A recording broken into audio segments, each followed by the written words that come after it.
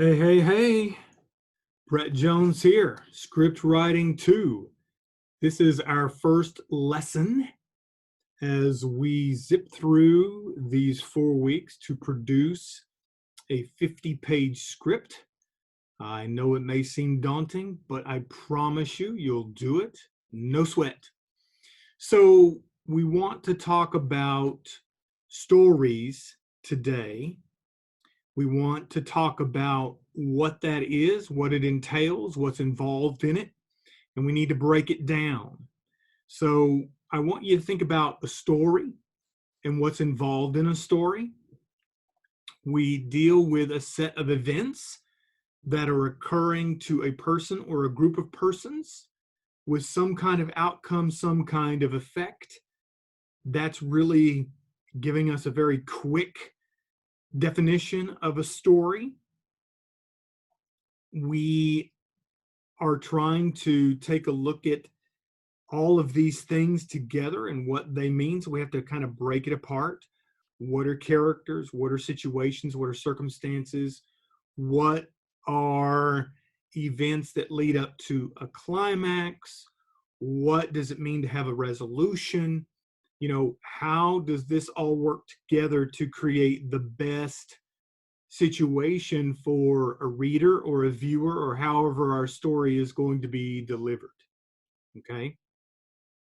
So before we actually get into the structure of Save the Cat, I really want us to step back and try to think about multiple stories. We've all been associated with television and streaming and live shows and reading and on and on and on stories that we've been told. But there are similarities that they have. So today, what I'm really going to cover is the hero's journey. This was developed by Joseph Campbell, who wrote a very influential book called Hero of a Thousand Faces. This is a very significant work, and it has had an impact on writers, filmmakers, storytellers all over the world. It is considered one of the most significant books that was written in the 20th century. Joseph Campbell looked at myths from all over the world, and he wanted to see if there were patterns, similarities that came out of this study of myth making. Myths are simply stories that cultures have created to explain certain things. Typically, it's meant to explain the supernatural in the natural world and how that came about. Some myth stories are very complicated and have multiple characters, multiple locations, such as the Trojan War myth from Greece. But there are several others, all right? So I want to share this with you in this first lesson and have you think about it. So that means I'm going to have to share my screen. You can also look this up, and I believe I'm going to put it out on Blackboard. So this is the hero's journey drawn out for us. So every hero of a story, protagonist, starts off in their ordinary world, or the narrative part of the story. This is where they are, who they are, when they are, and what exists in that story. Typically, this does not last very long in the story, because that is not the meat and potatoes of a story, okay? So we get this setup of the ordinary world, and we get an idea of who this person is, what they are, what is going on in their lives. And then something occurs very, very early on in a story. And Campbell called it the call to adventure. We will call it that, but we'll also refer to it as the inciting incident. Okay? Call to adventure. Something occurs, something happens where this character is asked to leave their ordinary world. Now, I don't know if all of you have seen Star Wars, and I'm talking about the good Star Wars saga from the 70s and early 80s. But in Star Wars: A New Hope, we get Luke Skywalker's ordinary world. He's a farm boy out in the desert, moisture farming, with his Uncle Owen and Aunt Beru. And he's bored. All his friends have left. He's whining about his existence. And his uncle buys two droids. And this droid has a message from a very pretty young girl. And she's looking for someone named Obi-Wan Kenobi. Well, he finds him living there on the same planet as he is. And Obi-Wan says to him, "Come with me. Come join me. I have to go to Alderaan, this planet where this pretty young lady has told me I need to come. Come with me." And so we absolutely, literally get a call to adventure from an older character to a younger character. Now, every good story is going to have this call to adventure, whatever it is. And a call to adventure may simply be a family who has to decide whether grandma moves in to their house. That's a call to adventure. And every good story has to have a refusal. You have to refuse the call, okay?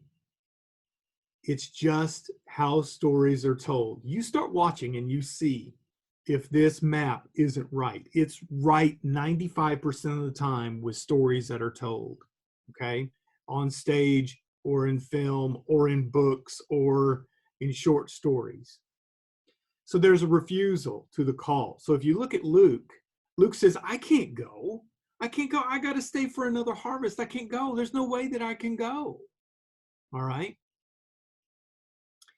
And around this same time, there's a mentor character that is introduced. Well, with this, it's Obi-Wan Kenobi.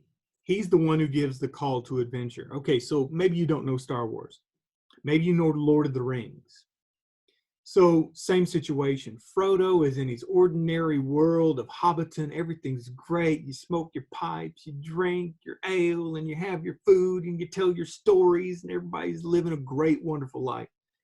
And then Gandalf shows up and says, "Come with me. We have to take the ring. We have to."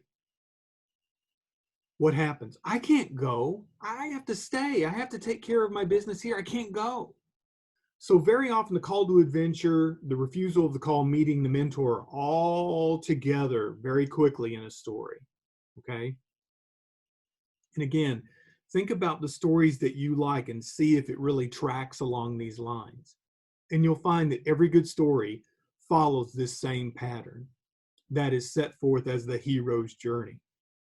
Okay, something causes them to, as Campbell puts it here, to cross the threshold, meaning I'm going to join the adventure.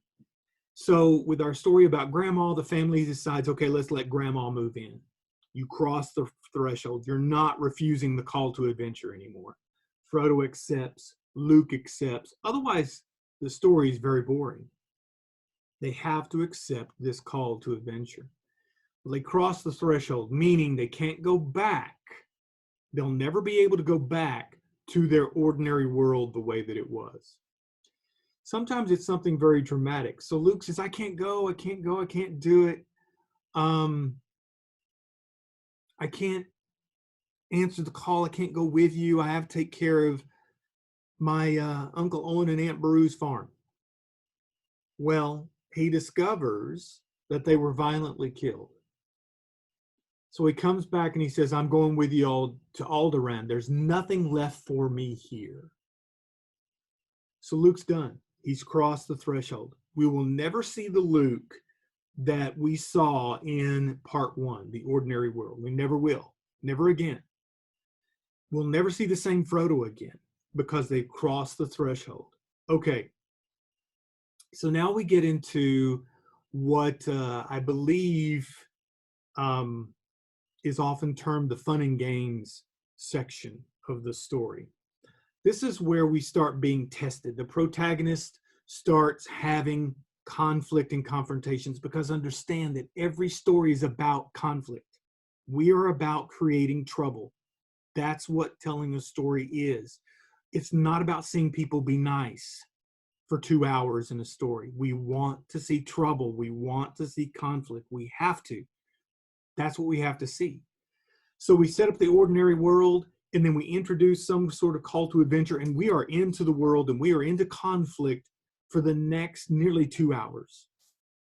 So there are tests along the way. So this protagonist starts to grow. So Luke starts to learn how to use the Force. Frodo starts to learn how to use the ring. Even though he's not supposed to, he's learning how to, and he's bonding with it. So he comes across the Dark Riders. Luke starts to meet the Stormtroopers, which are the troops, the military force of the evil empire. So they start meeting these tests. But also along the way, they meet allies. They've already got a mentor. Well, if you look at Frodo, what happens? They end up with a fellowship of allies. Some of his friends, hobbits, and some humans, and an elf and a dwarf, all come together as a fellowship of allies. We also come across enemies. And very often in these kinds of stories, we come across one enemy. Sometimes that enemy is very powerful, a dark force, a dark father kind of a figure that is going to end up testing and influencing the protagonist and the journey. Okay? So there's some kind of approach. We are going toward the prize, whatever it is we're trying to get. We're trying, to our simple story, we're trying to get grandma to adjust to living in our house. All right? And it's trouble, because she had to take the oldest girl's room, and she's having to share a room with her brother now, which is a test. So she finds out that her brother is actually, after some conflict, an ally. And you can see how this story can expand. All right? So these tests and allies and enemies section, this is all exciting. This is where you have a lot of fun and games, lots of conflict. Things are taking place. Now, we meet this part in the story, and this is sometimes very symbolic and not an actual ordeal, death and rebirth, but very often it is. So Lord of the Rings, what happens? Well, we see that with the mentor figure. We actually see that he does the famous "you shall not pass" to the demon, and he's lost, he's gone. And then when he is reborn, he comes back different. He is reborn and he's different. Frodo goes through this over the course of the 3 stories. But again, this can be very symbolic. There is some sort of great ordeal that causes a character to give up something about themselves. Now, in myth stories, it's very often their lives, and they're reborn. Osiris, in Egypt mythology, he dies. His pieces are put back together. He's brought back to life. I mean, that is used so much in mythology, the idea of death and rebirth. All over the world. Again, that's why Campbell studied it. So if you look at stories, you will see that the protagonist goes through some sort of great ordeal, and although it may not be a physical death, there's something that dies that they don't ever return to, and they come out of the ordeal so much better than they ever were before. So Luke, by facing the Empire and seeing the death of his mentor, which very often happens, the mentor is usually killed. If you've seen Black Panther, it follows this hero's journey classic. He has a mentor figure, and you know exactly when he's going to die. It's set up. It's telegraphed, like he's going to die in the next 2 minutes, and he's killed. The mentor figure is usually always killed. Peter Parker, Spider-Man, his Uncle Ben dies. Classic. I mean, this is so classic, and Ben is a mentor figure to Peter Parker. So you can see this again in so many different stories. But back to our grandma story. Well, nobody dies in our story, but what happens? Maybe the older girl decides through this great conflict with her grandmother. Her grandmother may have Alzheimer's and are having difficulty with her, and something horrible happens. Maybe the grandmother almost burns the house down, and the girl comes in and saves the day. There's some kind of reconciliation through that. And now that oldest daughter is never going to be the way that she was before, because she went through this great ordeal and part of her died, and she's reborn as a loving, caring person. All right. Now, as I said, it depends on the story. Sometimes it's symbolic, sometimes it is actual. Okay. Mythological stories have this all the time. Comic book stories, which are mythology, have the death and rebirth all the time, where they kill off protagonists and bring them back, and they're so much better and different than they were before. Okay. Through this process, they are searching for the reward, the sword, the plans, the letters of transit, the whatever it is that people are trying to get, whatever they're searching for, to get the ring to the mountain, to throw it into the pit, whatever it is, they're on their way to seize that prize. So all along the way, there are tests and there are conflicts, and the character is nothing like they were in part one. Their ordinary world has changed, it's totally different. All right. So for Luke, he joins the rebellion. He joins the rebellion. He is totally different now. He's reborn as a rebel. And they have to destroy the Death Star, which is this space station that can destroy planets, and they've got to get rid of it. They've got to destroy it. And they've got the plans, and they put a ragtag group of flyers together, and they send them off. They send them off. And so Luke eventually achieves his goal by becoming the galaxy's most successful terrorist, so to speak, and he destroys the Death Star. Frodo gets the ring to the mountain. So there's a period, and this is toward the end of the story, and Campbell called it the road back. Campbell called it the road back.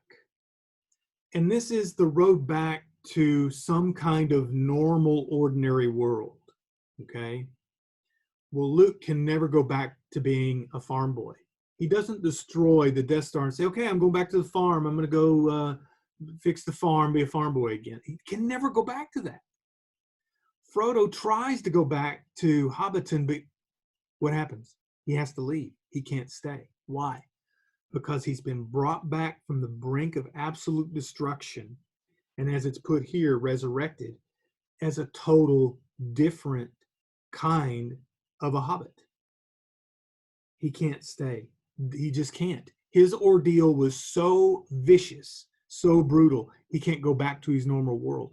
Luke can never go back to his normal world because he answered the call. The story about the grandma, that oldest daughter cannot go back to being the rude and put upon daughter because she's gone through this. She is resurrected as a new type of individual. So I use resurrected in quotes because it's not a literal resurrection. Although in myth stories, as I said, it is an actual resurrection. The person changes. The person changes. So I want to point this out. Every story, there are two journeys going on. One is the external, where the character's actually going in the action. And then the second is the internal journey, how they change during the story. And they have to change. They have to. Otherwise, it's not a good story. They cannot be the same at the end as they were at the beginning. Okay? So again, the return, he calls it the elixir, whatever it is that the character is searching for, that quest, they return with it, but they're not the same anymore. When Luke destroys the Death Star, he returns as a warrior, as someone who is on the road to being a Jedi Knight. Started off as a farm boy, going to be a Jedi Knight. But why? Because he answered the call. This is how stories work. Frodo returns. He can't stay. He has to go with the elves and leave. He can't stay in this world anymore. Why? Because he's not a part of that ordinary world. He can't be. He's got to be a part of a different world or a new normal. So at the end of our grandma's story, there's a new normal that exists. There is the acceptance of grandma in the house and the family getting along and the family working together. Now, again, any story, put this in front of whatever you're watching or reading and just follow the points, and you'll find every single point is hit in nearly every single story. All right. Now, there's some exceptions. I don't know if any of you are familiar with Raiders of the Lost Ark and the character of Indiana Jones. Very often, it breaks these rules, this structure. When he is asked to go find the Ark of the Covenant, he doesn't refuse the call. He answers immediately, okay, let's go. There is no refusal that Indiana Jones presents. So it's very unique. And it still works. The story still works. So at this point, I think you need to kind of absorb this and look at this. And whatever you're reading, whatever you're watching, I want you to follow along with it. Now, when we jump into Save the Cat and break down Save the Cat, you're going to see that Save the Cat follows this very structure. It's just worded differently, and it gives us page count and really helps us to stay on track structurally. So I want you to know, as a storyteller, I'm a structuralist. I'm about structure. Stories are built. They are made. Okay? You cannot wait for a muse. You have to work at it.